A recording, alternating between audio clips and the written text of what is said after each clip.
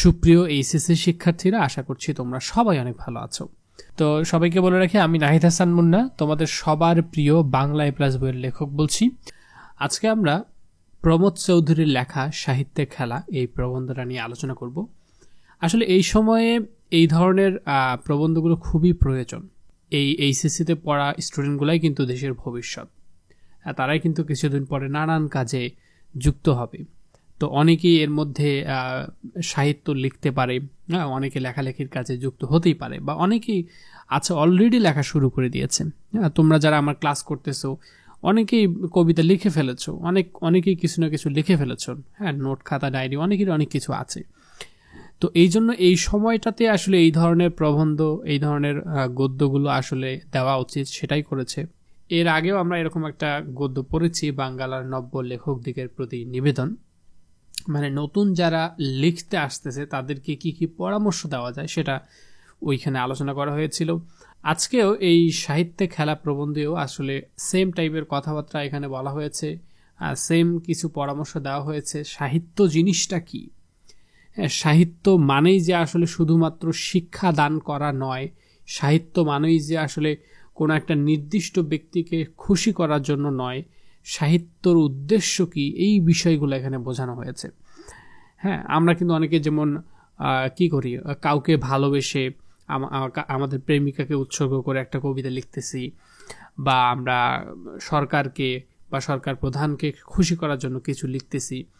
তো এইগুলো কোনো ব্যক্তিকে লেখার জন্য আসলে সাহিত্য নয়। সাহিত্য হচ্ছে নিজের মনের একটা অনুভূতি।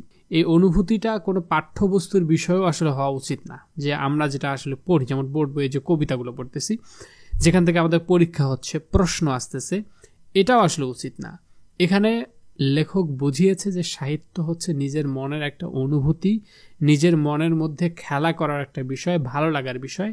আমাদের যেমন ক্ষুধা লাগলে আমরা যেমন খাদ্য খেয়ে আমাদের খাবার একটা আমাদের যে খিদা এটা মেটাই, ঠিক সেরকম মনের যে খিদাটা, সেই মনের খিদাটা, মনের ভালো লাগা, মনের ভালোবাসাটা, এটা আসলে তৃপ্ত হয় সাহিত্য দিয়ে। অর্থাৎ সাহিত্য খেলা করবে।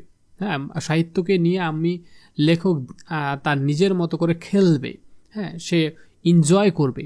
কিন্তু এইটা দিয়ে শেখাইতে হবে একটা বিষয়, এই জিনিসটা না। এটাই আসলে মূল বিষয়। এইটা দিয়ে কাউকে তৃপ্ত করব, কাউকে খুশি করব, এটাও আসলে না।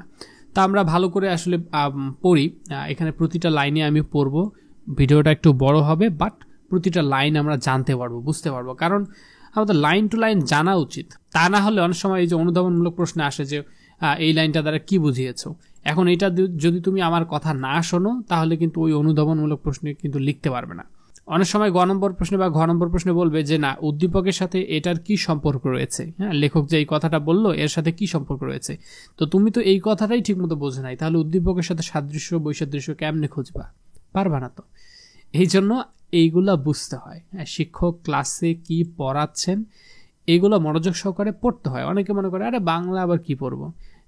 এই সাহিত্যে খেলা, এই যে প্রবন্ধটা, তুমি যদি এই ক্লাসটা না করো, ধরো যে আমার এই ক্লাসটা করলা না, কলেজের ক্লাসটা করলা না করে গিয়ে পরীক্ষায় দিয়ে এই সাহিত্যে খেলা থেকে যখন সিকিউ আসবে, সৃজনশীল প্রশ্ন আসবে, লিখতে যাইও, দেখবো নি কি পারো। লিখতে পারবো না, ভালো লিখতে পারবে না। এই জন্য বাংলা সাবজেক্টকে অবহেলা করা যাবে না। তো আমরা দেখি যে এখানে লেখক কি কি বোঝাতে চেয়েছে সাহিত্য বলতে। জগৎ বিখ্যাত ফরাসি ভাস্কর রোদা, ওনাকে এখানে বোর্ড বই লেখা হয়েছে যে ওনার পুরো নাম হচ্ছে ফ্রাঁসোয়া আগস্ট রোদা। যদিও বা ইংলিশে সার্চ করলে, এই নামে সার্চ করলে পাওয়া যাবে না, আগস্ট রৌদিন নামে সার্চ করলে পাওয়া যাবে। উনি আসলে অনেক বিখ্যাত কিছু ভাস্কর নির্মাণ করেছিলেন, যেগুলো ছিল অত্যন্ত আসলে সুনিপুণ কাজের একটা। এখানে বলেছে যিনি নিতান্ত জড়প্রস্তরের দেহ থেকে অসংখ্য জীবিত প্রায় দেবদানব কেটে পার করেছিলেন। মানে এটা দিয়ে বোঝানো হচ্ছে যে তার কাজকর্মগুলো কতটা দক্ষ ছিল। মনে হচ্ছিল যেন অসংখ্য জীবিত প্রায় দেবদানব কেটে বার করেছিলেন তিনিও। কিন্তু শুনতে পাই যখন তিনিও হাতে কাদা নিয়ে আঙ্গুলের টিপে মাটির পুতুল তৈরি করে থাকেন। মানে এত বিখ্যাত একজন ভাস্কর, যিনি এত আসলে জীবন্ত ভাস্কর কিছু নির্মাণ করেছিলেন। মাঝে মাঝে শুনতে পাওয়া যায় তিনি আসলে হাতে কাদা নিয়ে ওই মাটির পুতুল তৈরি করতেছেন। এখানে আসলে বোঝাতে চেয়েছে যে যত বড় দক্ষ মানুষ হোক না কেন, যত বড় মাপের মানুষ হোক না কেন তার নিজস্ব কিন্তু কিছু শখ রয়েছে, তার ভালো লাগার কিছু বিষয় রয়েছে। তিনি এত ফেমাস কিছু কাজ করে গেছেন, কিন্তু তারপরেও কিন্তু তিনি হাতে কাদা নিয়ে মাঝে মাঝে মাটির পুতুল তৈরি করে থাকেন, এটা তার ভালো লাগে। এই পুতুল গড়া হচ্ছে তার খেলা। হ্যাঁ, এটা করে যে তাকে ফেমাস হইতে হবে এমন কিছু, তার ভালো লাগে, করি। যেমন আমি যখন ইন্টারে পড়তাম, আমার ভালো লাগতো ইউটিউবে পড়াতে, ইউটিউবে ক্লাস নিতে, তখন থেকে আমার ভালো লাগে, এটা আমার একটা ভালো লাগার বিষয়। হ্যাঁ, তো এইরকম এরকম সবারই কিন্তু কিছু ভালো লাগার বিষয় রয়েছে, কিছু শখ রয়েছে। ঠিক সেরকম এই পুতুল গড়া হচ্ছে তার খেলা। শুধু রোদা কেন, পৃথিবীর শিল্প মাত্রেই এই শিল্পের খেলা খেলে থাকেন। মানে যত বড় আর্টিস্ট হোক না কেন, যত বড় শিল্পী হোক না কেন, তা সবারই কিন্তু এই ধরনের খেলার একটা শখ থাকে, এগুলো খেলে থাকে তারা।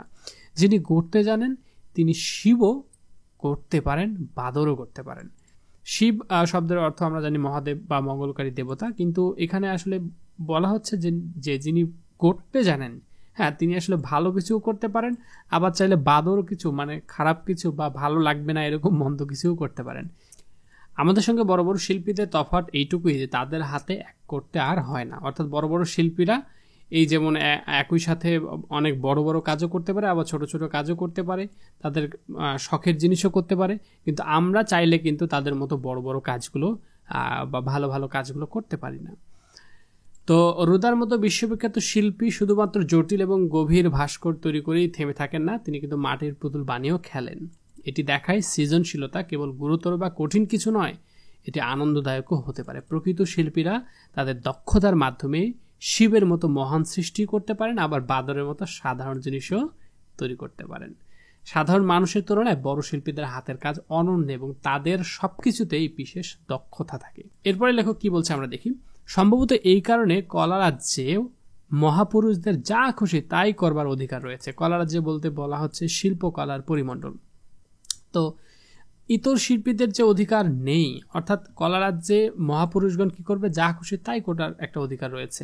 ঠিক সেরকমই যারা বড় বড় শিল্পী তারা কিন্তু চাইলে যেটা খুশি যা খুশি তাই করতে পারে তার সাহিত্য জগতে, তার নিজস্ব জগতে সে যে কাজটা করে।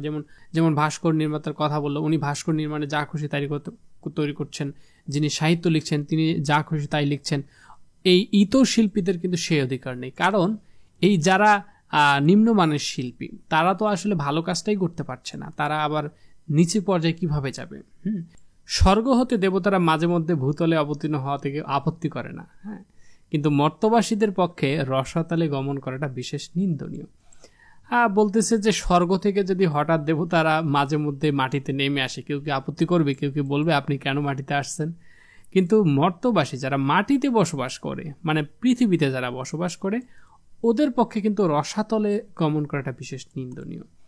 অর্থাৎ এখানে বলতে যাচ্ছে যে এই যে বড় বড় শিল্পীরা যারা, হ্যাঁ, ওরা যদি মাঝে মধ্যে এই শখের টুকটাক কাজ করে, কেউ তাতে কোনো আপত্তি করে না।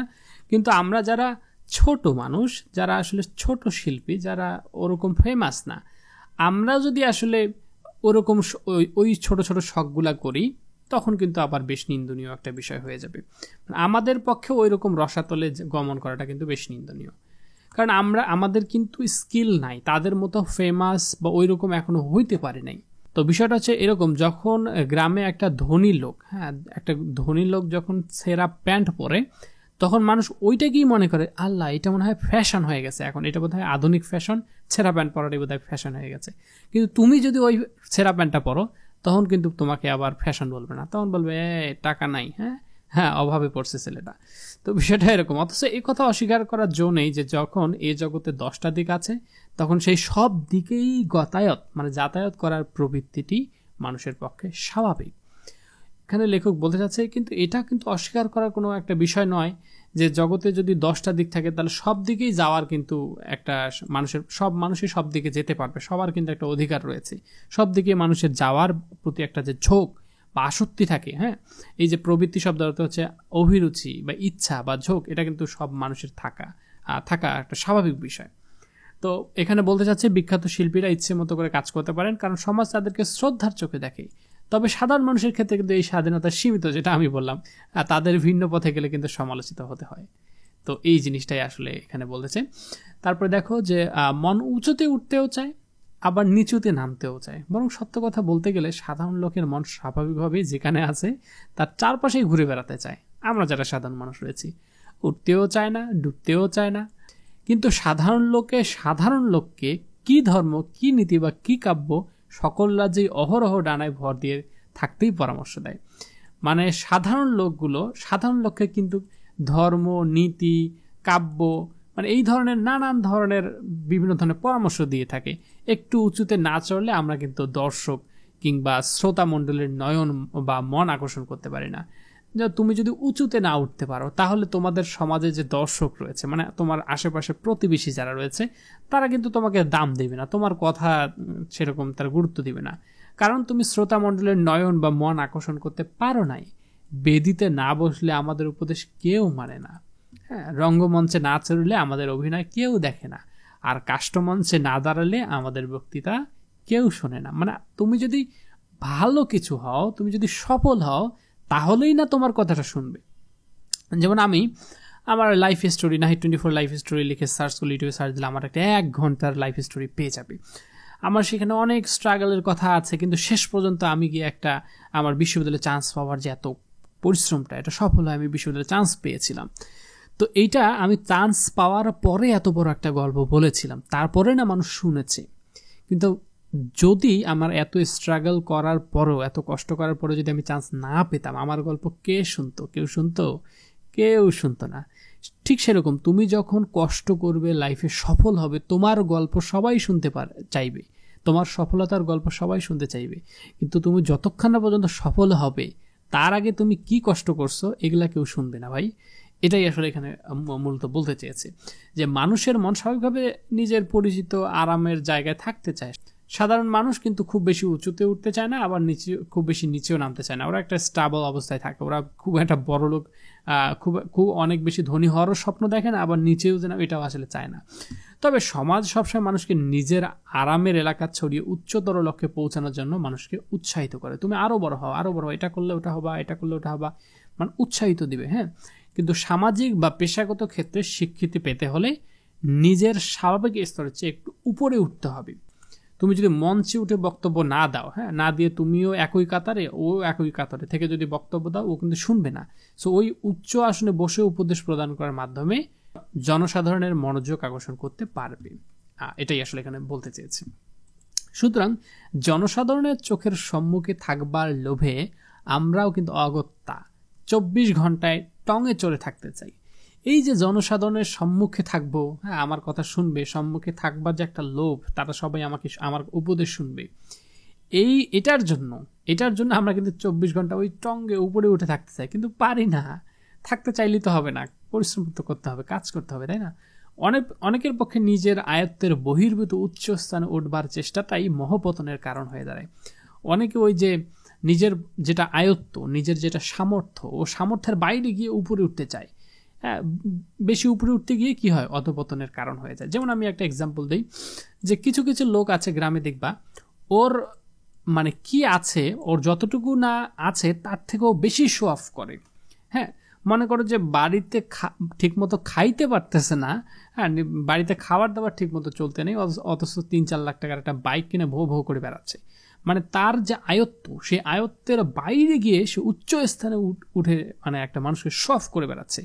এগুলোর কারণেও কিন্তু মানুষের পতন হয়, কারণ ওই বাইক থেকে কিন্তু সে কোনো টাকা পয়সা পায় না, উল্টো আরো তার টাকা খায়। হ্যাঁ, বাইক কারা নেয়? যারা আসলে টাকা ইনকাম করে, মাসে 20,000 30,000, সে ওটা অ্যাফোর্ড করতে পারবে। তুমি ভাই ঠিকমতো ইনকাম করো না, এখনো তোমার বাড়িতে ঠিকমতো খাওয়া দাওয়া হচ্ছে না, বাড়িতে এখনো অনেক কাজ বাকি, তা না তুমি নিজের ফ্যামিলিকে সময় দাও, নিজের ফ্যামিলি যেন ঠিকমতো 3 বেলা খাইতে পারে সেটা দিকে সময় দাও, সেটা তুমি দেখো। তা না করে কি করতেছো, বাইক কিনে ভোবো করে মানুষকে সামনে ভাব নিয়ে বেড়াচ্ছ যে আমরা বড়লোক হয়ে গেছি। এটা তো বেশি দিন থাকবে না, কিছুদিন পরে তোমার গরিবের যে অবস্থা, হ্যাঁ, এবং গরিব হওয়ার যে একটা লক্ষণ, সেটা প্রকাশ পেয়ে যাবে। এসব কথা বলার অর্থ এই যে কষ্টকর হলেও আমাদের পক্ষে অবশ্য মহাজনদের পথ অনুসরণ করাই কর্তব্য। কিন্তু ডাইনি বয়ে ছোটখাটো গলিঘুজিতে খেলার ছলে প্রবেশ করার যে অধিকার, তাদের আছে, সে অধিকার থেকে আমরা কেন বঞ্চিত হইব? মানে বলতে চাচ্ছে যে বড় বড় শিল্পীরা যখন আসলে ডাইনে বামে ছোটোখাটো গলিঘুচিতে খেলার ছলে প্রবেশ করতে পারতেছে, কিন্তু সেখানে আমরা কেন পাচ্ছি না? আমাদেরও তো একটা অধিকার রয়েছে, আমরা কেন বঞ্চিত হব? লেখক এখানে বলছে মানুষের প্রাকৃতিক চাহিদা হলো সমাজের নজরে আসা, যা তাকে তার যোগ্যতার বাইরে গিয়ে কাজ করতে বাধ্য করে। এই ধরনের চেষ্টায় অনেক সময় মানুষ ব্যর্থ হয় এবং তারা পতনের কারণ হয়ে দাঁড়ায়। তাই বড়দের অনুসরণ করাই উত্তম, কারণ তারা সাফল্যের পথ দেখান। তবে খেলার ছলে বা আনন্দের মনোভাব নিয়ে কাজ করার অধিকার কেবল বড়দের নয়, ছোটদের থাকাও উচিত। সৃষ্টিশীল কাজে সবার জন্য স্বাধীনতা থাকা জরুরি। অর্থাৎ বলতে যাচ্ছে যে এই যে সাহিত্য লেখা বা এরকম সৃষ্টিশীল কাজগুলো, সেগুলো সবার জন্য সমান স্বাধীনতা থাকা উচিত। তুমি ছোট নতুন আসছো, তুমি এখন একটু লিখতে যদি খারাপ লেখো, তাই বলে কেউ সমালোচনা করবে, অট্টহাসি দিবে, এটা তো ঠিক না। বড় লেখকরা যখন এরকম সাদামাটা কোনো কিছু লেখে, তখন তো কেউ সমালোচনা করে না। তুমি আজকে ছোট লেখক হয়েছো, তাই বলে কি তোমার সৃষ্টিশীল কাজে স্বাধীনতা থাকবে না? অবশ্যই থাকা উচিত। যেমন তুমি আজকে একটা কবিতা লেখো, কবিতাটা লিখে তুমি তোমার বন্ধু বান্ধবীদেরকে পড়ে শোনাও, দেখবা যে অনেকে হাসাহাসি করবে, বলবে যে এগুলো কি লিখছে। অথচ সেম কবিতা যদি একজন বড় লেখক লিখতো, তখন কিন্তু তারা ওই হাসাহাসিটা করতো না। মানে এই জিনিসটা এখানে বলতে যাচ্ছে। তো গান করতে গেলেই যে সুর তারায় চড়িয়ে রাখতে হবে, কবিতা লিখতে হলেই যে মনের শুধু গভীর ও প্রখর ভাব প্রকাশ করতে হবে, এমন কোনো নিয়ম থাকা উচিত নয়। যে না, গান করতে গেলেই যে একদম সুন্দরভাবে গান গেয়ে একদম মানুষের মন ভরিয়ে দিতে হবে, কবিতা লিখতে গেলেই যে একদম সুন্দরভাবে প্রকাশ করতে হবে, এমন কোনো নিয়ম থাকা উচিত নয় ভাই। আমার যা মন চায়, আমি যেটা ভালোবাসি, আমি সেটাই লিখবো। সেটা ছন্দের সাথে না মিলতে পারে, সেটা তোমার ভালো না লাগতে পারে, কিন্তু আমার কাছে যেটা ভালো লাগে, এরকম একটা স্বাধীনতা থাকা উচিত। শিল্পরাজ্যে খেলা করার প্রবৃত্তি, ন্যায়, অধিকার বড় ছোট সকলেরই সমান রয়েছে। এই যে সাহিত্য একটা রাজ্য, এই যে শিল্পর যে একটা রাজ্য, এই শিল্প রাজ্যে খেলা করবে সবাই। এই যে সাহিত্যটা লিখতেছে, সে যে কবিতা লিখছে, সে যে একটা গল্প লিখছে, এই লেখাটাই হচ্ছে আসলে খেলা করা। এই খেলা করা যে একটা ইচ্ছা বা ঝোঁক, এটা সবারই রয়েছে, এটা ছোট বড় সকলেরই সমান থাকা উচিত। হ্যাঁ, এটাই আসলে কবি বলতে চাচ্ছে। এমনকি এই কথা বললেও অত্যুক্তি হয় না যে এই পৃথিবীতে একমাত্র খেলার ময়দানে ব্রাহ্মণ শূদ্রের প্রভেদ নেই। রাজার ছেলের সঙ্গে দরিদ্রের ছেলেরও খেলার যোগ দেওয়ার অধিকার রয়েছে। লেখক এখানে বলতে চাচ্ছে যে এই পৃথিবী হচ্ছে একটা খেলার ময়দান। এখানে কে ব্রাহ্মণ, কে শুভ্র, এটা আসলে বলা হতো, ব্রাহ্মণদেরকে বলা হতো উচ্চ স্তরের বংশী মানুষরা, শুভ্র যারা নিম্ন স্তরের বংশীয় মানুষরা। তো এখানে বলতেছে এই পৃথিবীতে এরকম কোনো ভেদাভেদ নাই, হ্যাঁ, এরকম প্রভেদ নাই। রাজার ছেলের সঙ্গে দরিদ্র ছেলের খেলার যোগ দেওয়ার কিন্তু অধিকার রয়েছে। সেও রাজার ছেলেও মানুষ, একটা দরিদ্র ছেলেও মানুষ, তাদের সাথে খেলার যোগ দেওয়ার কিন্তু অধিকার রয়েছে। তো এই কথাটাই আসলে লেখক এখানে বোঝাতে চেয়েছে যে সমাজে ধনী হোক, গরিব হোক, উঁচু নিচু, সবাই কিন্তু সমানভাবে অধিকার রয়েছে। সবারই কিন্তু সমানভাবে শিল্প হোক, সাহিত্য, কিন্তু সবার জন্য সমান অধিকার থাকা উচিত। তো এরপরে লেখক বলছে, আমরা যদি একবার সাহস করে কেবলমাত্র খেলা করবার জন্য সাহিত্য জগতে প্রবেশ করি, তাহলে নির্বিবাদে সে জগতে রাজার দলে মিশে যাব। কোনরূপ উচ্চ আশা নিয়ে সেক্ষেত্রে উপস্থিত হলেই নিম্ন শ্রেণীতে পড়ে যেতে হবে। এখানে লেখক বলছে যে আমরা যদি শুধুমাত্র খেলা করার জন্য, যে না আমরা ভালো লাগে, আমি শুধুমাত্র যদি খেলা করার জন্য সাহিত্য জগতে প্রবেশ করি, তাহলে কিন্তু নির্বিবাদে জগতের রাজার সাথে দলে মিশে যাব। অর্থাৎ যারা ফেমাস হয়েছে, যারা এই সাহিত্য জগতে লেখালেখি করে অনেক ভালো পর্যায়ে পৌঁছে গেছে, তাদের দলে অটোমেটিক্যালি চলে যাব। কিন্তু যদি আমরা আগে থেকে এটা টার্গেট নিয়ে রাখি যে আমি লেখা লিখবো, আমি সাহিত্য লিখবো, লিখে অনেক বড় হব, অনেক বড় কিছু করে ফেলবো, অনেক টাকা ইনকাম করব, এইগুলো যারা চিন্তা করে, তারা আলটিমেটলি আসলে ওই গোলেই যাইতে পারে না। যেমন এটা যদিও বা আমি এখনো তেমন কিছু করতে পারিনি। যেমন আমি যখন ইউটিউবে কন্টেন্ট শুরু করেছিলাম, তখন আমি কখনো এই জিনিসটা আশাও করি নাই যে আমাকে অনেক মানুষ দেখবে, আমি অনেক ফেমাস হয়ে যাব, আমার লাখ লাখ ভিউজ হয়ে যাবে। এই কথাটা কখনো চিন্তাও করি নাই। হ্যাঁ, কারণ আমার ভালো লাগে স্টুডেন্টদের, আমি যা জানি, আমি যতটুকু জানি সেটা মানুষকে জানাইতে আমার ভালো লাগে। এই ভালো লাগা থেকে আমি আসছিলাম, যার কারণে আজকে এই যে তোমরা আমাকে ভালোবাসতেছো, আমার ভিডিও এত ভালোবাসা তোমরা আমাকে দিচ্ছ। কিন্তু এখন অনেকেই আসতেছে, এসে তাদের টার্গেটই থাকে ইউটিউবে আসবে, টাকা ইনকাম করবে। এই যে কাজ শুরু করলো, কয়েকদিন পরে যখন টাকা আসলো না, তখন কিন্তু তারা ছেড়ে দিল। কিন্তু আমি কিন্তু ওই টার্গেটে আসিনি, আমি আসছিলাম মানুষকে হেল্প করার জন্য, মানুষকে সাহায্য করার জন্য, যে আমি যতটুকু জানি সেটুকু জানানোর চেষ্টা করি, স্টুডেন্টরা যতটুকু উপকার করা যায় আমি করি, এই উদ্দেশ্যে আসছিলাম। কিন্তু স্টুডেন্টরা আমাকে অনেক অনেক ভালোবাসা দিয়েছে। ঠিক সেরকমই আমরা যখন সাহিত্য লিখবো তখন আমরা ওই উচ্চ আশা নিয়ে এখানে আসা যাবে না, এই কথাটা এখানে বলতে চেয়েছে। তো এই পড়ানোর ফাঁকে একবার বলে রাখি যে আমি তোমাদের এইচএসসির জন্য, এইচএসসি এবং আলিম দুই গ্রুপের শিক্ষার্থীদের জন্যই লিখেছি একটা বই, বাংলা A+। এই বইটাতে একসাথে বাংলা প্রথম পত্র, দ্বিতীয় পত্র একদম পূর্ণাঙ্গ প্যাকেজ রয়েছে। বইটা কিনতে পারো night24.com থেকে। বাংলা নিয়ে কোনো চিন্তাই করতে হবে না, এইচএসসি শিক্ষার্থীর এই বইটা লাগবেই। এই বইটার মাধ্যমে তোমার এইচএসসিতে বাংলা প্রথম পত্র, দ্বিতীয় পত্র যত সমস্যা রয়েছে সব সমস্যার সমাধান হয়ে যাবে। এছাড়া আমার ইংলিশ A+ এবং আইসিটি ম্যাজিক বইও রয়েছে, তোমরা চাইলে সেই দুটা বইও কিনতে পারো।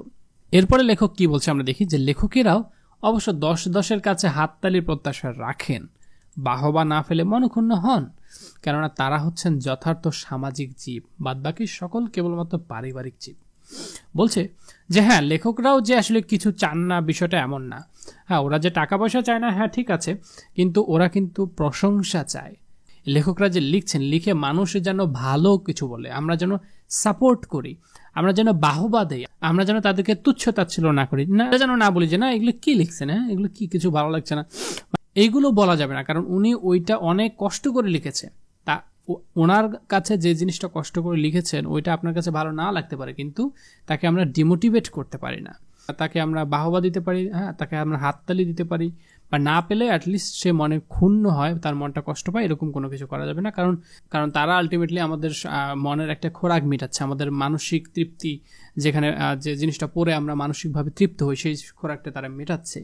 বিশ্বমানবের মনের সঙ্গে নিত্য নতুন সম্বন্ধ পাতানি হচ্ছে কবি মনের নিত্য নৈমিত্তিক কর্ম।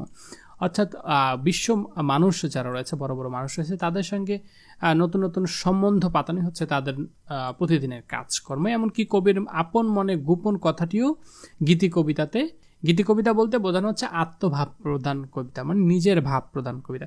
এই গীতি কবিতাতে রঙ্গভূমির স্বগতোক্তি রূপেই উচ্চারিত হয়, যাতে করে সেই মর্মকথা হাজারো লোকের কানের ভিতর দিয়ে মরমে প্রবেশ করতে পারে। এখানে লেখক বলছে যে লেখক এবং কবিরা পাঠকের কাছে স্বীকৃতি ও প্রশংসা আশা করেন, কারণ তারা সমাজের সঙ্গে গভীরভাবে যুক্ত। তাদের কাজ কেবল নিজেদের জন্য নয়, তারা বিশ্ব মানবের সঙ্গে যোগাযোগ স্থাপন করে।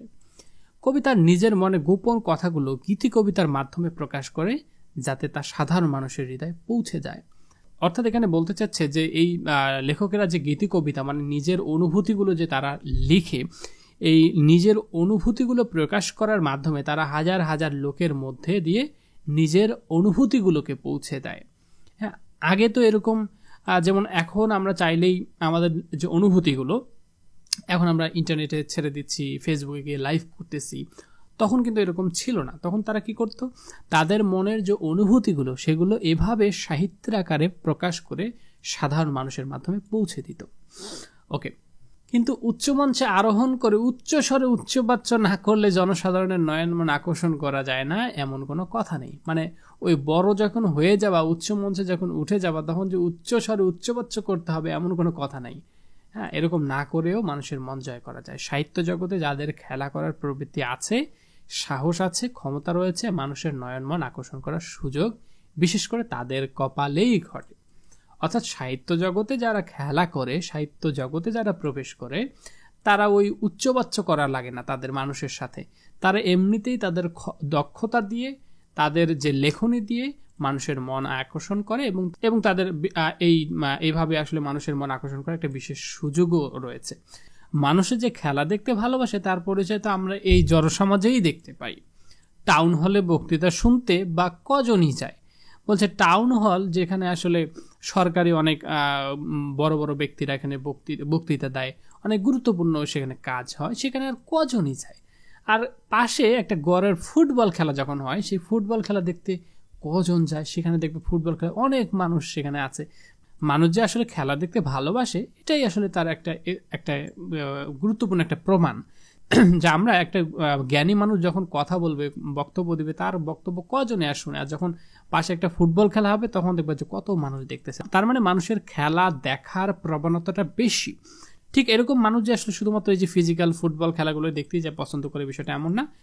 মানসিক যে ব্যাপার স্যাপারগুলো, হ্যাঁ, মনের মধ্যে সাহিত্যে যে খেলাগুলো, সেগুলোও দেখতে পছন্দ করে। অর্থাৎ এই যে সাহিত্য, যে সাহিত্যে যে নতুন নতুন প্রবন্ধগুলো আসে, যেগুলো লেখকের অনুভূতি প্রকাশ করে, যেগুলো পড়ে মানুষ তৃপ্ত হয়, মানুষের মনের মধ্যে একটা ভালো লাগে, এই বিষয়গুলো আসলে অনেক বেশি মানুষ পছন্দ করে, এটাই বলতে চাচ্ছে। অর্থাৎ সবসময় যে একটা পড়া পড়ে, একটা লেখনী পড়ে যে আসলে তোমাকে জ্ঞান অর্জন করতে হবে, বিষয়টা এমনও না।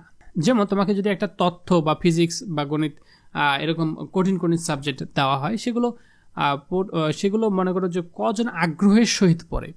পড়া লাগে বলতেছো, তুমি পড়তেছো, কিন্তু আগ্রহের সহিত ভালোবেসে কজন পড়ে।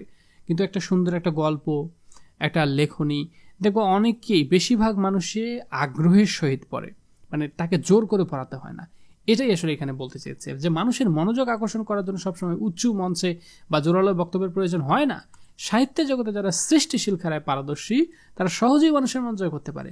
সাধারণত মানুষ এমন কিছু উপভোগ করতে বা দেখতে পছন্দ করে যা আনন্দদায়ক। বক্তৃতার চেয়ে খেলা দেখতে বেশি লোক যায়, কারণ খেলা মানুষের বিনোদনের সঙ্গে সরাসরি যুক্ত। ঠিক সেরকমই যে খেলায় যেমন মানুষের বিনোদন দেয়, ঠিক এইরকমই সাহিত্যে, যেটা অরিজিনালি সাহিত্য, এই সাহিত্যগুলো পড়েও মানুষের বিনোদন পায়, মানুষের ভালো লাগে, মানুষের মনের খোরাক মেটে। এরপরে লেখক বলছে, অথচ এই কথা সত্য যে টাউন হলের বক্তৃতার উদ্দেশ্য অতি মহৎ। কিন্তু এটা কথা কিন্তু অবশ্যই মানতে হবে যে না, টাউন হলে যে ব্যক্তিটা বক্তব্য দিচ্ছে তার কথা কিন্তু অনেক মহৎ, সে কিন্তু অনেক বড় ব্যক্তি, তার কথার অনেক গুরুত্ব রয়েছে। যেমন আমি বললাম যে ফিজিক্স, কেমিস্ট্রি, ম্যাথ কজন আগ্রহ সহকারে পড়ে, কিন্তু ওইগুলো কিন্তু উদ্দেশ্য মহৎ। ওই ফিজিক্স, কেমিস্ট্রি, ম্যাথ ওগুলো পড়লে কিন্তু তুমি অনেক জ্ঞান অর্জন করতে পারবা, অনেক কিছু শিখতে পারবা। কিন্তু ওইটাকে তোমাকে জোর করে বা ভালো না বাসলেও তোমাকে পড়তে হচ্ছে, অনেক জ্ঞান লাভ করতেছো। কিন্তু সাহিত্য জিনিসটা এমন যে তোমার ভালো লাগে, তুমি নিজের থেকেই পড়বা, তোমাকে জোর করে পড়াতে হয় না, এরকম।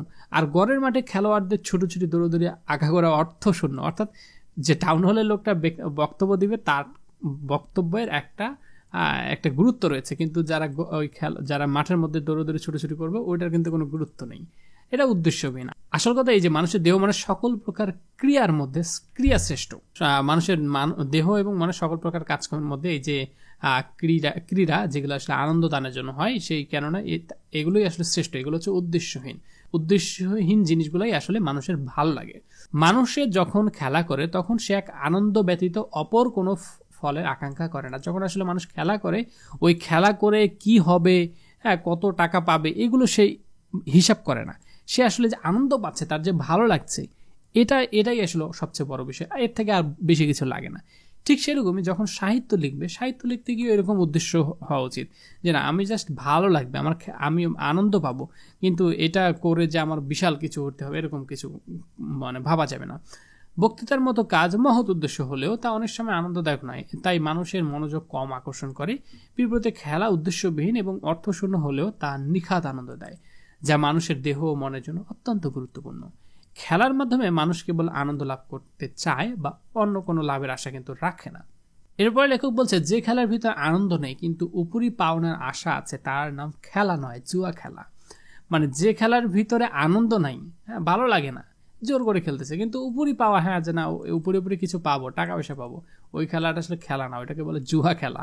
এবং যেহেতু খেলার আনন্দ নিরর্থক, খেলার আনন্দ আসলে কোনো আসলে অর্থ নাই, সে কারণে এই খেলাটা আসলে নিজস্ব কোনো হতে পারে না। এই আনন্দ সকলেরই অধিকার সমান, এই খেলায় অধিকার সকলের সমান থাকা উচিত। বলছে যে খেলার উদ্দেশ্য আনন্দ নয় বরং কোনো ব্যক্তিগত লাভ, তা আসলে খেলা নয় বরং জুয়া খেলা।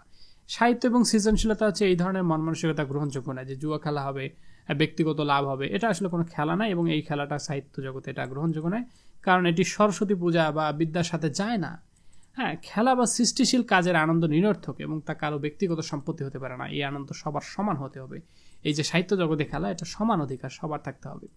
সুতরাং সাহিত্যে খেলা করার অধিকার যা আমাদের আছে, শুধু তাই নয়, স্বার্থ এবং পরার্থ এ দুয়ের যুগপৎ সাধনের জন্য মনোজগতে খেলা করার ইচ্ছা আমাদের পক্ষে সর্বপ্রধান কর্তব্য। যে লেখক সাহিত্য ক্ষেত্রে ফলের চাষ করতে ব্রতী হন, যিনি কোনরূপ কার্য উদ্ধারের অভিপ্রায়ে লেখনী ধারণ করেন, তিনি গীতের মর্মও বোঝেন না, তিনি গীতার মর্মও বুঝেন না। বলছে যে লেখক ওই সাহিত্য ক্ষেত্রে ফল চাষ করার জন্য একটা ফল চাষ করবে, ফল চাষ করে লাখপতি হয়ে যাবে, যিনি কোনরূপ একটা কার্য একটা উদ্ধার করবে, লেখনী লিখে কোনো কিছু একটা করবে, লিখে টাকা ইনকাম করে, এইরকম যিনি করে, তিনি আসলে গীতের মর্মও বোঝেন না, তিনি গীতার মর্মও বোঝেন না। অর্থাৎ তার লেখার উদ্দেশ্যই হচ্ছে আসলে তিনি একটা কোনো কিছু করবেন, তার লেখার উদ্দেশ্যই হচ্ছে আসলে তিনি আসলে টাকা ইনকাম করবেন, তিনি কোনো একটা কার্য উদ্ধার করবেন, এইরকম যাদের উদ্দেশ্য থাকে তারা আসলে সত্যিকার অর্থে সাহিত্যের মর্মই বোঝে না। সেটা এখানে বলতে চাচ্ছি যে সাহিত্যে খেলার মতো স্বাধীনতা এবং আনন্দ উপভোগ করার অধিকার আমাদের সবার আছে। লেখালেখি কেবল ব্যক্তিগত বা সামাজিক উদ্দেশ্য পূরণের জন্য নয়, এটি আনন্দ এবং মনের সৃজনশীলতা প্রকাশের মাধ্যম। যে লেখক শুধুমাত্র কোনো একটা লক্ষ্য অর্জনের জন্য সাহিত্য সৃষ্টি করেন তিনি আসলে সাহিত্য এবং সৃজনশীলতার প্রকৃত অর্থ বোঝেনই না। তো অনেক ভালো লাগছে এগুলো মাধ্যমে তোমরা যারা ইন ফিউচারে সাহিত্য লিখবে বা কোনো কিছু একটা বই লিখতে যাবে তোমাদের এই জিনিসগুলো অনেক কাজে দিবে। হ্যাঁ, এই পরামর্শগুলো অনেক কাজে দিবে। কেননা খেলা হচ্ছে জীবজগতে একমাত্র নিষ্কাম কর্ম। নিষ্কাম কর্ম হচ্ছে ফল লাভের কামনা করা হয় না এমন একটা কাজ। হ্যাঁ, অতএব মোক্ষ লাভের মানে ভাববন্ধন থেকে মুক্তি লাভ করবে, আত্মার মুক্তি অর্জনের একমাত্র উপায় হচ্ছে এটা। স্বয়ং ভগবান বলেছেন যদিও তার কোনোই অভাব নেই তবুও তিনি এই বিশ্ব সৃজন করেছেন, অর্থাৎ সৃষ্টি তার লীলা মাত্র। মানে এখানে এটা আমি কিন্তু এখানে আমার মতামত দিচ্ছি না, এখানে লেখক যেটা বুঝেছে সেটা হচ্ছে এখানে লেখক বলছে যে এখানে এই সৃষ্টিকর্তার কোনো অভাবই নেই, তিনি আসলে এই তবুও তিনি এই বিশ্ব সৃজন করেছেন। এই বিশ্ব সৃজন না করলে তার কি আসে যায়, কোনো কিছু হইতো না, তবুও তিনি সৃষ্টি করেছেন কারণ তার ভালো লাগে। হ্যাঁ, তার একটা ইচ্ছা। এরকম ঠিক সেরকমই কবিও সৃষ্টির এই বিশ্ব সৃষ্টির অনুরূপ, এই বিশ্বটা যেরকম সৃষ্টি করেছে সেরকম আসলে কবিরও সৃষ্টিও আসলে ওই রকম, যে সৃজনের মূলে কোনো অভাব দূর করার অভিপ্রায় নেই, যে এই সৃজনের মাধ্যমে তিনি যে আসলে অভাব দূর করবেন এটার আসলে কোনো উদ্দেশ্য নেই। সৃষ্টির মূল অন্তরাত্মার স্ফূর্তি, তার ফুল আনন্দ। এই সৃষ্টির একমাত্র উদ্দেশ্য হচ্ছে জাস্ট আনন্দ, তার ফুল আনন্দ পাওয়া। অর্থাৎ খেলা এমন একটা কাজ যা কোনো স্বার্থ বা লাভের আশা ছাড়াই করা হয়, এটা নিষ্কাম একটা কর্ম যা আত্মার মুক্তির পথ দেখায়। লেখক এখানে বলতে চাচ্ছে লেখকের মতে যে ভগবান নিজেও কোনো অভাব থেকে নয় বরং আনন্দ এবং লীলার জন্য এই বিশ্ব সৃষ্টি করেছেন। একইভাবে কবি বা লেখকের সৃষ্টি কোনো প্রয়োজন পূরণের জন্য নয়, এটি আত্মার অভ্যন্তরীণ একটা আনন্দের প্রকাশ। তো আশা করছি এখানে সবকিছু বোঝা যাচ্ছে, সহজেই আসলে আমি বোঝাচ্ছি, কঠিন করে কোনো কিছু বোঝাচ্ছে না। তো সবাইকে আরেকবার বলে রাখি যে আমি নাহিদ হাসান মুন্না, তোমাদের এইচএসসির জন্য কিন্তু আমার লেখা একটা বেস্ট বাংলা বই রয়েছে, বাংলা A+। এটা এইচএসসি এবং আলিম দুই গ্রুপই পড়তে পারবে একসাথে, বাংলা প্রথম পত্র দ্বিতীয় পত্র একসাথে রয়েছে। তোমাদের বাংলা প্রথম দ্বিতীয় নিয়ে কোনো চিন্তাই করতে হবে না, জাস্ট একটা বই nahid24.com থেকে কিনে ফেলো অথবা হোয়াটসঅ্যাপে নাম ঠিকানা দিয়ে দিলেই পাঠাই দিব। একটা বই থাকলেই তোমাদের এইচএসসি বাংলা নিয়ে কোনো চিন্তাই করতে হবে না। পুরা বইয়ের ক্লাস ইউটিউবে পেয়ে যাবে, পুরা বইয়ের ক্লাস। হ্যাঁ, এছাড়া আমার ইংলিশ A+ এবং ICT ম্যাজিক বইও রয়েছে, খুবই সহজভাবে উপস্থাপন করেছি, সেগুলোর ক্লাসও ইউটিউবে পেয়ে যাবে। তোমরা চাইলে এই বইগুলো কিনতে পারো, ঘরে বসে কোনো শিক্ষক লাগবে না, কারণ আমি তো তোমাকে পড়াচ্ছি, আমি তো তোমাদের শিক্ষক। হ্যাঁ, তো আমি তোমাকে ইউটিউবে পড়াচ্ছি, বইগুলো কিনবা, এক এক করে ক্লাস দেখবা, শেষ, বাংলা ইংরেজি ICT শেষ। তো এরপরে আমরা দেখি যে লেখক কি বলছে। এরপর লেখক বলছে সাহিত্যের উদ্দেশ্য সকলকে আনন্দ দেওয়া, কারো মনোরঞ্জন করা নয়। হ্যাঁ, বলছে যে সাহিত্যের উদ্দেশ্য হওয়া উচিত আনন্দ দেওয়া, যে কাউকে যে একটা নির্দিষ্ট কোনো ব্যক্তিকে মনোরঞ্জন করবে এরকমটা নয়। এখানে একটা কথা আমি অ্যাড করি, কিছুক্ষণ আগে যেটা বললাম যে সাহিত্যের উদ্দেশ্য আসলে সাহিত্যের উদ্দেশ্য এরকম হওয়া উচিত না যে বড় কোনো কিছু হয়ে যাবে। আসলে যখন কেউ এই উদ্দেশ্য নিয়ে আসে যে আমি সাহিত্য রচনা করে অনেক ফেমাস হয়ে যাব, সে কিন্তু আলটিমেটলি ওই ফেমাসটা হইতে পারে না। কিন্তু যখন কেউ কোনো ধরনের উদ্দেশ্য ছাড়া শুধুমাত্র মনের খোরাকে ভালো লাগা থেকে লেখে, একটা সময় গিয়ে তারাই কিন্তু ফেমাস হয়। অর্থাৎ যে কাজটা ভালো লাগে, যেটা ভালো লাগার বিষয়, সেটা যদি করেই যায়, লেগে থাকে, তাহলে অটোমেটিক্যালি সে ফেমাস হয়ে যায়। তাকে আসলে চিন্তাও করা লাগবে না যে আমি ফেমাস হয়ে যাব। হ্যাঁ, এখন কবি বলছে যে সাহিত্যের উদ্দেশ্য সকলকে আনন্দ দেওয়া, কারো মনোরঞ্জন করা না। মানে এটা কথা কেন বলছে যে সাহিত্যের উদ্দেশ্য হওয়া উচিত সকলকে আনন্দ দেওয়া, কোনো নির্দিষ্ট মানুষকে উৎসর্গ করে অনেকে লেখে না কারো মনোরঞ্জন, এটা কিন্তু ঠিক না। এই দুয়ের ভিতর যে একটা আকাশ পাতাল প্রভেদ রয়েছে সেটা ভুলে গেলে কিন্তু লেখকরা নিজে খেলে না। হ্যাঁ, নিজে খেলা না করে পরের জন্য খেলনা তৈরি করতে বসেন। মানে হচ্ছে বর্তমান যারা লেখকরা আছে অনেকেই কিন্তু দেখা যাচ্ছে যে তার প্রেমিক প্রেমিকাকে উদ্দেশ্য করে বা কোনো একটা নির্দিষ্ট ব্যক্তিকে উদ্দেশ্য করে বা সরকার প্রধানকে উদ্দেশ্য করে কিছু লিখছেন। তো এই সকল লেখাগুলো কিন্তু খুব একটা ফেমাস হয় না, কারণ হচ্ছে এই সাহিত্য কিন্তু সকলকে আনন্দ দেয় না, শুধুমাত্র নির্দিষ্ট একজন ব্যক্তিকে দেয়। এর ফলে এই যে লেখনীটা লেখা হইলো, এটা কিন্তু শুধুমাত্র চাপা মারার জন্য, শুধুমাত্র পাম দেওয়ার জন্য আসলে লেখা হয়েছে। যে এইরকম এই যে মূল ভিত্তিটা যে লেখকরা ভুলে যাবে, যারা আসলে শুধুমাত্র স্পেসিফিক কোনো ব্যক্তির মনোরঞ্জন করার জন্য লিখবে, এই খেলাগুলো শুধুমাত্র সেই ব্যক্তির জন্য একটা খেলনা। হ্যাঁ, যেমন একটা ফিজিক্যাল মানুষকে খেলনা দিয়ে ভালো মানুষকে আসলে একটা সুখে রাখার চেষ্টা করে, ঠিক সেরকমই একটা নির্দিষ্ট মানুষকে শুধুমাত্র তার জন্য লিখে তার জন্য একটা খেলনা তৈরি করার মতো হয়ে যায়। সমাজের মনোরঞ্জন করতে গেলে সাহিত্য যে ধর্মচ্যুত হয়ে পড়ে তার প্রমাণ বাংলাদেশে আজ দুর্লভ নয়।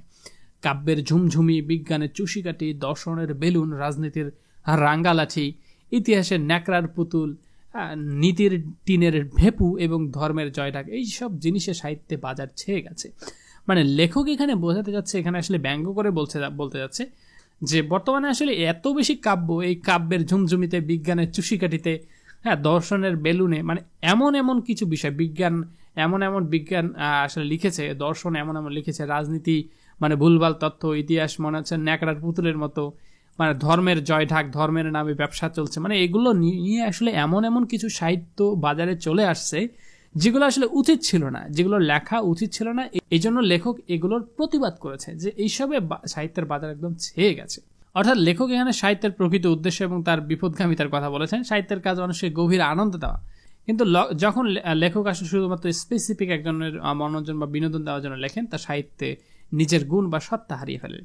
লেখক ব্যঙ্গ করে উল্লেখ করেছেন যে বর্তমান সাহিত্যে মনোরঞ্জনের উপকরণগুলো খেলনার মতো হয়ে গেছে, যেমন কাব্যের ঝুমঝুমি, বিজ্ঞানের চুষিকাঠি, এগুলোকে আসলে তিনি ব্যঙ্গ করে বলছেন এগুলো সাময়িক বিনোদন দিল, এগুলো সাহিত্যের আসল উদ্দেশ্য পূরণ করতে ব্যর্থ হয়েছে। এরপরে লেখক বলছে সাহিত্যের রাজ্যে খেলনা পেয়ে পাঠকের মনস্তুষ্টি হতে পারে, কিন্তু তা গড়ে লেখকদের মনস্তুষ্টি হতে পারে না। হ্যাঁ, মানে ওই সাহিত্যের রাজ্যে খেলনাটা যে যার জন্য আমি লিখলাম, শুধুমাত্র ওই পাঠকের মনস্তুষ্টি হতে পারে, শুধু সে সন্তুষ্ট হতে পারে, কিন্তু গড় লেখকদের তুষ্টি হতে পারে না। কারণ পাঠক সমাজ যে খেলনা আজ আদর করে, কাল সেটিকে ভেঙেও ফেলে।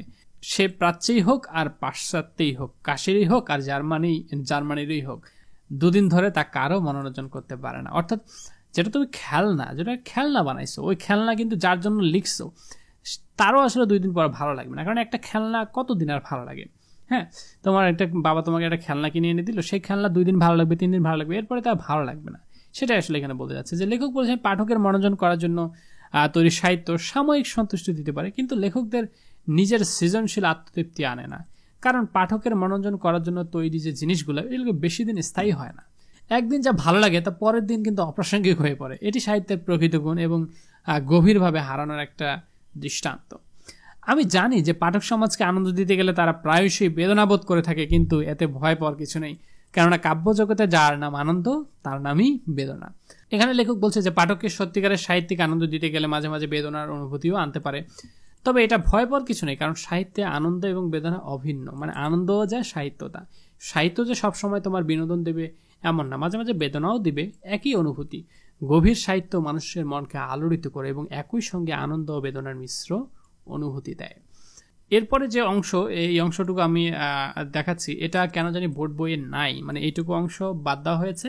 সো এটা আমি এখন পড়ছি না, এটা তোমাদের এইচএসসিতে কাজে লাগছে না। আচ্ছা, তারপরে লেখক বলছে অপরপক্ষে এই যুগে পাঠক হচ্ছে জনসাধারণ, সুতরাং তাদের মনোরঞ্জন করতে গেলে আমাদের অতি সস্তা খেলনা করতে হবে, নইলে তা বাজারে কাটবে না। বলছে যে কিন্তু বর্তমান যুগে পাঠক যারা পড়ে, এই সকল জনসাধারণ হচ্ছে এরকম যে তাদের মনোরঞ্জন করতে হলে কিন্তু আরো অনেক সস্তা খেলনা করতে হবে, মানে আরো অনেক সস্তা কিছু লিখতে হবে, তা না হলে বাজারে কাটবে না, মানে বাজারে ওই বইটা বেশি একটা বিক্রি হবে না, চলবে না। হ্যাঁ, সস্তা করার অর্থ হচ্ছে খেলা করা মানে হচ্ছে গুরুত্বহীন বা অসার কোনো কিছু করা। হ্যাঁ, এরপরে বলছে বৈশ্য হচ্ছে প্রাচীন আর্য সমাজের চতুর্বর্ণের তৃতীয় স্তর, যারা কৃষিকাজ বা ব্যবসা বাণিজ্য করতো, মানে একটা শ্রেণী। হ্যাঁ, তো ওই বৈশ্য লেখকদের পক্ষে আসলে শূদ্র, মানে যারা প্রাচীন আর্য সমাজের নিম্ন স্তর, মানে অনার্য যারা, ওই অনার্যদেরকে বলা হচ্ছে শূদ্র। তো বলছে যে ওই বৈশ্য লেখকদের পক্ষেই শূদ্র পাঠকদের মনোরঞ্জন করার সঙ্গত ছিল। অতএব সাহিত্যে আর যাই করো না কেন, পাঠক সমাজে মনোরঞ্জন করবার চেষ্টা করো না। বলছে যে লেখক বর্তমান যুগের সাহিত্য অধপতন নিয়ে একটা আক্ষেপ করেছে, যে বর্তমান যুগে যা সব লেখা হচ্ছে বাজারে ছেয়ে গেছে, এগুলো নিয়ে অনেকটা তিনি ব্যথিত, যে জনসাধারণের মনোরঞ্জন করতে গেলে লেখকদের আরো অনেক সস্তা হইতে হচ্ছে এবং নিম্নমানের সাহিত্য তৈরি করতে হচ্ছে, তা না হলে আসলে এগুলো খাচ্ছে না। যেমন আমাদের যারা ফেমাস রবীন্দ্রনাথ, কাজী নজরুল ইসলাম, এই যে ফেমাস বইগুলা কিন্তু আগে যতটা বিক্রি হইতো এখন কিন্তু হচ্ছে না, কারণ বর্তমান সমাজে ওইগুলোর থেকে এখন আরো সস্তা লেখকগুলা ওইলা আরো এখন বেস্ট সেলার হয়ে যাচ্ছে। কারণ কি, কারণ আসলে বর্তমান জনসাধারণ মানুষের মানে মনটাই আসলে ওইরকম একটা হয়ে গেছে, এগুলো নিয়ে আক্ষেপ করছে তিনি। এর ফলে সাহিত্যে তার গভীরতা এবং আসল যে গুণাবলী হারায়। লেখক পরামর্শ দিয়েছেন যে সাহিত্যে মনোরঞ্জনের জন্য সস্তা কাজ না করে প্রকৃত সাহিত্যিক গুণ বজায় রাখার দিকে মনোযোগ দেওয়া উচিত। হ্যাঁ, মনোরঞ্জন সাহিত্যের উদ্দেশ্য নয়, তার লক্ষ্য গভীর আনন্দ এবং মননশীলতার বিকাশ। আচ্ছা, তারপরে বলছে যে কি সাহিত্যের উদ্দেশ্য লোককে শিক্ষা দেওয়া, যে সাহিত্যের উদ্দেশ্য কি মানুষকে শিক্ষা দেওয়া? অবশ্য নয়। এখানে তিনি বলছে যে না, সাহিত্য যে শুধুমাত্র মানুষকে শিক্ষা দিবে এরকমটা না, কেননা কবির মতিগতি শিক্ষকের মতিগতির সম্পূর্ণের বিপরীত। কেননা কবি জাল মানে মনে মনে চিন্তা করবে, একজন শিক্ষকের মনে মনে চিন্তা করার সাথে তা মিলবে না। শিক্ষকের দায়িত্ব হচ্ছে স্টুডেন্টদেরকে শেখানো, কিন্তু কবির দায়িত্ব তো শেখানো না। কবি কি দায়িত্ব নিয়েছে স্কুলের বাচ্চাদেরকে শেখাবে? এরকম দায়িত্ব নিয়ে তো সে লেখে নাই। সো কবি শুধুমাত্র তার মনের খোরাক মেটার জন্য, তার ভালো লাগার দিক থেকে সে আসলে এটা লিখেছে। কিন্তু শিক্ষক তো ওইভাবে কাজ, শিক্ষকের কাজ হচ্ছে ওইটা তাকে শেখাবে, স্টুডেন্টদেরকে শেখাবে, কিন্তু কবির ওইটা দায়িত্ব না। স্কুল না বন্ধ হলে যে খেলার সময় আসে না, এ তো সকলেরই জানার কথা। কিন্তু সাহিত্য রচনা যে আত্মার লীলা, এই কথা শিক্ষক স্বীকার করতে প্রস্তুত নন। বলতেছে স্কুল না বন্ধ হলে, অর্থাৎ খোলা থাকলে কিন্তু খেলার সময় আসে না, এটা কিন্তু সবাই জানে। মানে স্কুল খোলা থাকলে কি আর খেলা হয় সেখানে? কিন্তু সাহিত্য রচনা হচ্ছে আত্মালীলা, এই কথা শিক্ষকের স্বীকার করতে বলছে যে সাহিত্য রচনা হবে নিজের ভেতর থেকে, এটা আসলে জোর করে শেখানোর কিছু না। সুতরাং শিক্ষা ও সাহিত্যের ধর্মকর্ম যে এক নয়, এ সত্যটি একটু স্পষ্ট করে দেখিয়ে দেওয়া আবশ্যক। প্রথমত শিক্ষা হচ্ছে সেই বস্তু যা লোকে নিতান্ত অনিচ্ছা সত্ত্বেও গলধাকরণ করতে বাধ্য হয়। অর্থাৎ শিক্ষা হচ্ছে সেটাই যেটা আমার ভালো লাগছে না, তারপরেও আমাকে পড়তে হচ্ছে, আমি বাধ্য পড়তে। কিন্তু অপরপক্ষে কাব্যরস সাহিত্য যেটা, এই লোকে স্বেচ্ছায় নয়, এই কাব্যরস যেগুলো লোকে কি করে, স্বেচ্ছায় নয় সানন্দে পান করে। শুধুমাত্র স্বেচ্ছায় নয়, অনেক আনন্দের সহিত এগুলো পড়ে, কেননা শাস্ত্র মতে যে রস অমৃত, অর্থাৎ সাহিত্য রস তো একটা অমৃতর মতো। সাহিত্য পড়বে মানুষ ভালোবাসা থেকে, ভালো লাগা থেকে, এখানে জোর করে পড়ানোর কিছু নাই। এখানে লেখক বোঝাতে চেয়েছে সাহিত্য এবং শিক্ষার উদ্দেশ্য এক নয়। এই কথাটা দিয়েই তোমার সৃজনশীল একটা খ নম্বর প্রশ্ন আসতে পারে যে সাহিত্য এবং শিক্ষার উদ্দেশ্য এক নয়, উক্তিটি বর্ণনা করো, এরকম আসতে পারে। যে লেখকের মধ্যে সাহিত্য কেবল মানুষের আনন্দ ও আত্মার সৃজনশীলতা প্রকাশ করে, এটি কোনো বাধ্যতামূলক শিক্ষার মাধ্যম নয়। শিক্ষা অনেক সময় মানুষের উপর চাপিয়ে দেওয়া হয়, যা কাব্য সাহিত্যের ক্ষেত্রে সম্পূর্ণ ভিন্ন। এই সাহিত্য কিন্তু কখনো মানুষের চাপিয়ে দেওয়া হয় না। সাহিত্য মানুষ স্বেচ্ছা এবং আনন্দের সহিত উপভোগ করে, কারণ এটা তাদের মধ্যে আত্মা এবং হৃদয়কে জাগ্রত করে। হ্যাঁ, যদিও বা আমাদের সাহিত্য এখন ছাপায় দেওয়া হচ্ছে, আমাদের এই যে বোর্ড বইয়ে যে সাহিত্যগুলো দেওয়া হয়েছে, এগুলো তো তোমার না চাইলেও তোমাকে এখন পড়তে হচ্ছে, তাই না? কিন্তু এটা আসলে হওয়া উচিত ছিল না। হওয়া উচিত ছিল যে তোমার ভালো লাগা থেকে তুমি সাহিত্য খুঁজে খুঁজে কবিতার বইগুলো পড়ো, এটা হওয়া উচিত ছিল। কিন্তু বাস্তবে সেটা হচ্ছে না। তোমাকে কি করতে, বইয়ের মধ্যে ঢুকে জোরপূর্বক পড়ানো হচ্ছে। হ্যাঁ, এই জন্যই আসলে আমি মূলত ইন্টারমিডিয়েট থেকেই, আমি যখন স্টুডেন্ট ছিলাম তখন থেকে কবিতার ব্যাখ্যাগুলো ইউটিউবে আমি দেওয়া শুরু করেছিলাম। কারণ আমি চেয়েছিলাম যে শিক্ষার্থীরা যেন এই যে কবিতাগুলো, বাংলা বিষয়টাকে যেন আসলে কঠিন না ভাবে, যেন গলাধকরণ না করে, মানে এইভাবে শুধু না বুঝে যেন আসলে পরীক্ষায় না যায়। অ্যাটলিস্ট গল্পটা পড়ে বা কবিতা পড়ে যেন একটু বুঝলে ভালোভাবে সে পরীক্ষা খাতা যেন লিখতে পারে, যেন আনন্দের সহিত যেন বাংলা বিষয়টাকে নিতে পারে, যেন বাংলা সাবজেক্টটা তার ভালো লাগার একটা বিষয় হয়, এটাকে জাস্ট বোরিং যেন একটা সাবজেক্ট মনে না হয়। এই উদ্দেশ্য কিন্তু আমি আসছিলাম, যেন আমি স্টুডেন্টদের কিছু উপকার করে যাই। এই উদ্দেশ্য, এটাই আসলে আমার এই ইউটিউবে আসার একটা মূল উদ্দেশ্য ছিল।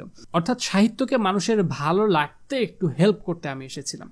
ঠিক এরকমই সাহিত্য কিন্তু আসলে এরকম হওয়া উচিত ছিল যে তোমরা নিজেই আসলে সাহিত্য পড়ো, এটাকে জোর করে পড়ানোর কিছু বিষয় নয়। কিন্তু বাস্তবে বর্তমান প্রেক্ষাপট কিন্তু ভিন্ন, আমাদেরকে জোর করেই পড়ানো হচ্ছে সাহিত্য, কারণ তাছাড়া উপায় নাই, তা না হলে আমরা তো পড়বো না। আমার ভিডিওটা অনেক বড় হচ্ছে, বাট আমি মনে করি যে আমি শিক্ষার্থীদেরকে ডিটেলসে শেখাতে পারতেছি, মানে প্রতিটা লাইন একদম ভেঙে আমি পড়াচ্ছি বলে আমি মনে করি, এই জন্য আমার ভিডিওটা বড় হচ্ছে। আমি আশা করব শিক্ষার্থীরা মনোযোগ সহকারে দেখবে ভিডিওটা, যদিও বড় হোক, কিন্তু এই প্রবন্ধটা ভালোভাবে বুঝতে পারবে। দ্বিতীয়ত, শিক্ষার উদ্দেশ্য হচ্ছে মানুষের মনকে বিশ্বের খবর জানানো। অর্থাৎ নর্মালি যে শিক্ষার উদ্দেশ্য হচ্ছে মানুষকে বিশ্বের খবর জানানো, কিন্তু সাহিত্যের উদ্দেশ্য মানুষের মনকে জাগানো। হ্যাঁ, কাব্য যে সংবাদপত্র নয়, এ কথা সকলেই জানেন। কাব্য তো আর সংবাদপত্র না যে বিশ্বের খবর জানাবে, এটা মানুষের মনকে জাগিয়ে তুলবে।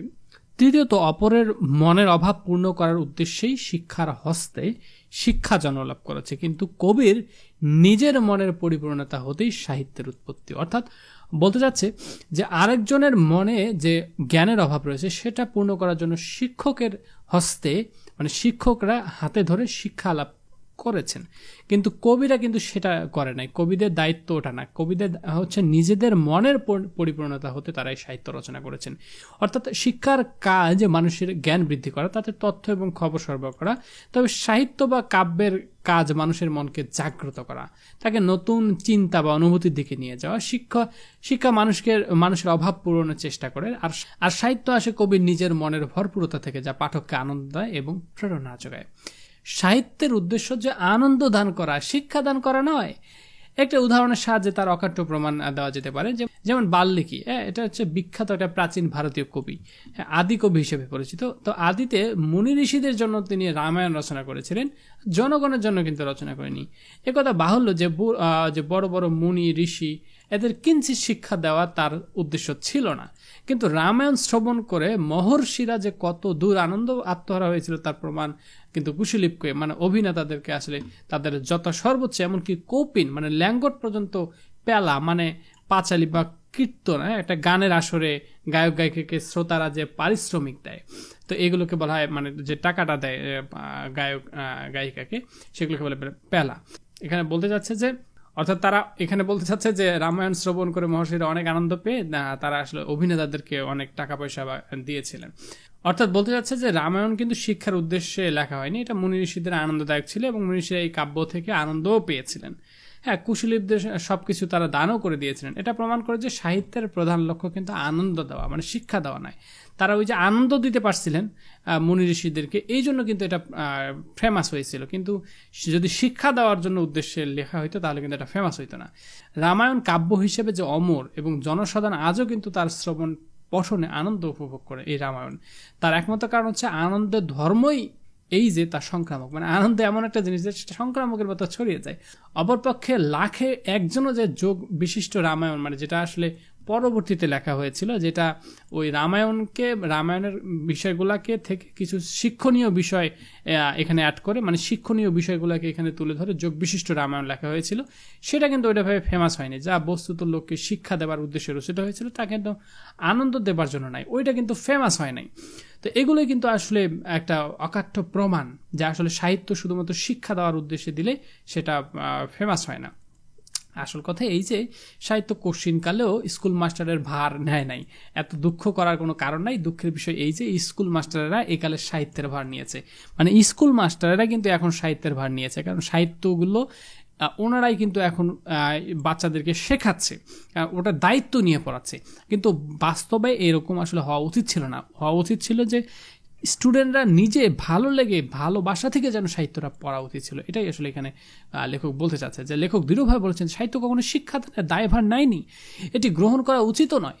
সাহিত্যের কাজ আনন্দ দেওয়া, শিক্ষা নয়। তবে বর্তমানে শিক্ষকরা সাহিত্যকে শিক্ষার মাধ্যম বানানোর চেষ্টা করছেন, যা সাহিত্যের প্রকৃত ধর্মের সঙ্গে বিরোধীপূর্ণ। যেমন এই যে তোমাদের কবিতা প্রবন্ধগুলো এখন বোর্ড বইয়ের সাথে যুক্ত করা হয়েছে, এটার সাথে তিনি আসলে বিরোধী মনোভাব প্রকাশ করছে। এটা সাহিত্যের জন্য ক্ষতিকর বলে লেখক মনে করেছেন। কাব্যরস নামক অমৃতে যে আমাদের অরুচি জন্মেছে তার জন্য দায়ী এই যুগের স্কুল এবং তার মাস্টার, মানে কাব্যরসের প্রতি আমাদের যে অরুচি ধরেছে তার জন্য আসলে তিনি দায়ী করছেন এই যুগের স্কুল এবং তার মাস্টারদেরকে।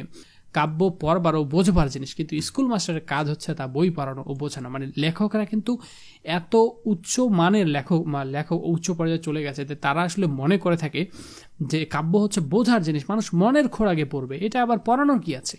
কিন্তু বাস্তবতায় এরকম যে স্কুল মাস্টাররা যদি না বোঝায় ধরে ধরে, তাহলে কিন্তু তার বাচ্চারা পড়বে না, এই সাহিত্য কি জিনিস বুঝবেই না। সুতরাং লেখক এখানে আসলে স্কুল মাস্টারের উপর যদিও বা দোষ চাপাচ্ছে, কিন্তু আমি কিন্তু এখানে দোষ দেখছি না।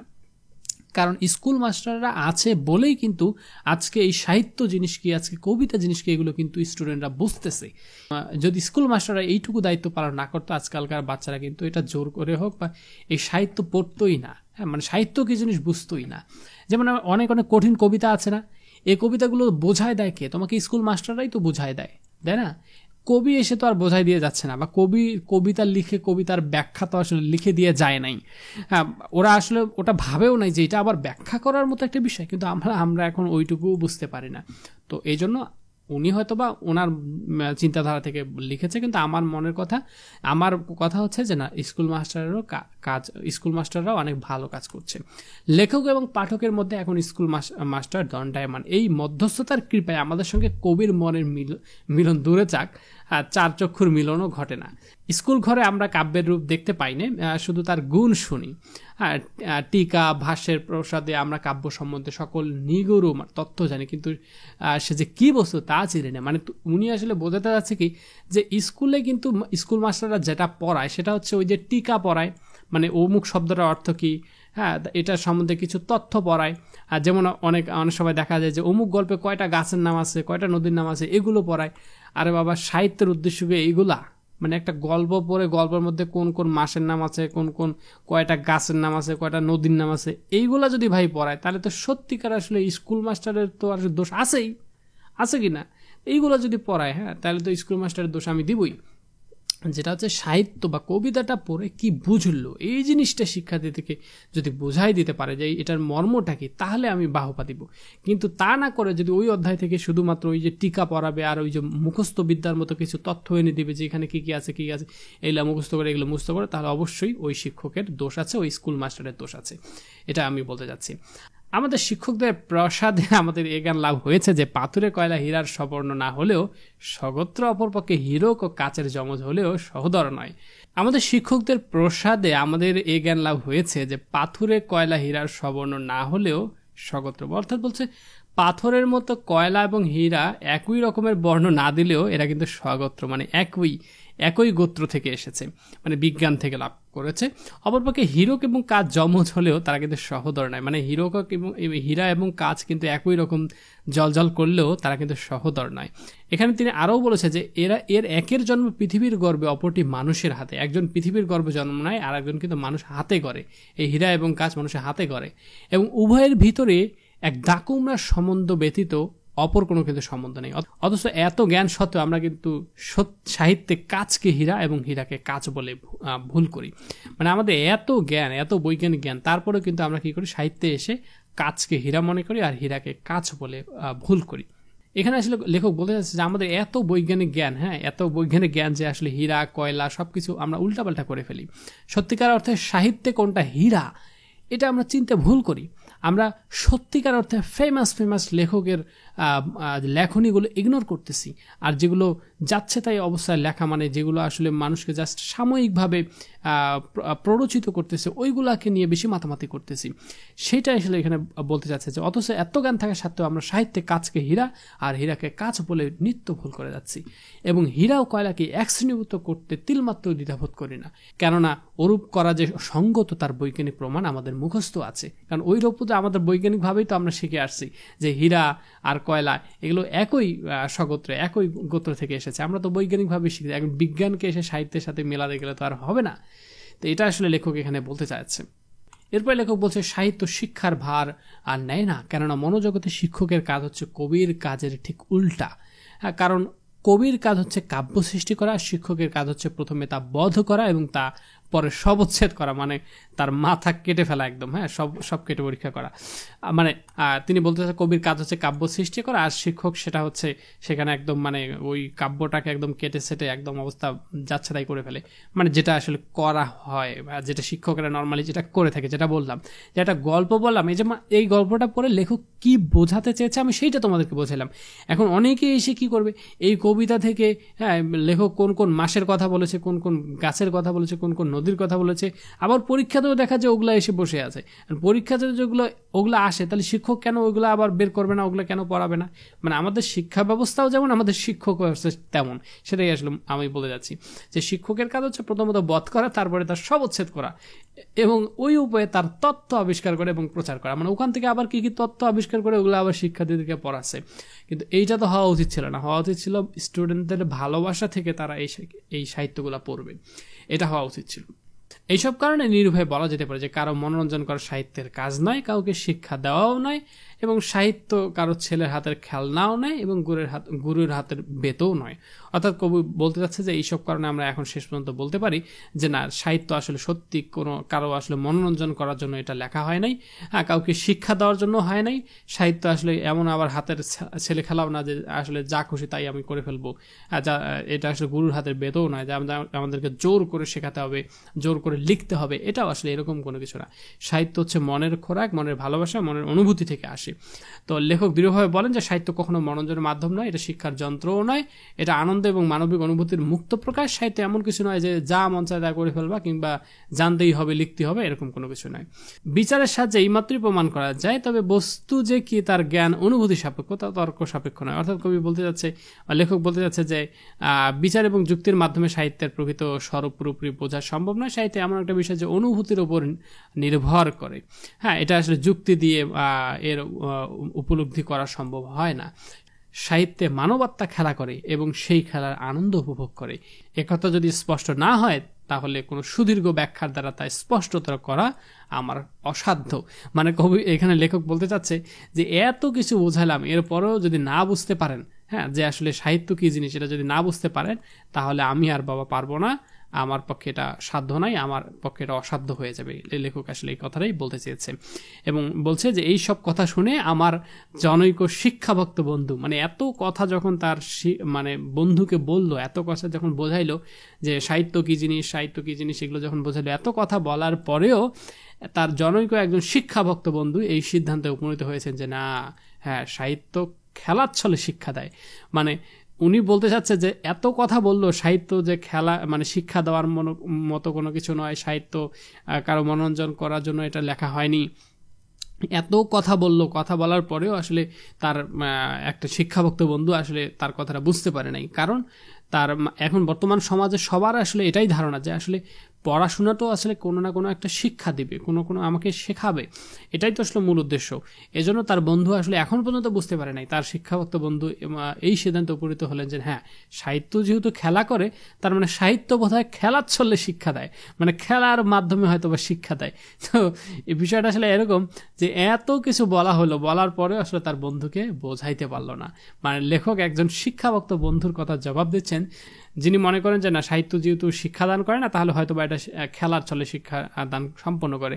লেখক এই ধারণাকেও আসলে প্রত্যাখ্যান করেন। তাকে আসলে বলতে যাচ্ছে যে না, এত কিছু বলার পরে তুমি আসলে বুঝতে পারো নাই যে সাহিত্য কি জিনিস।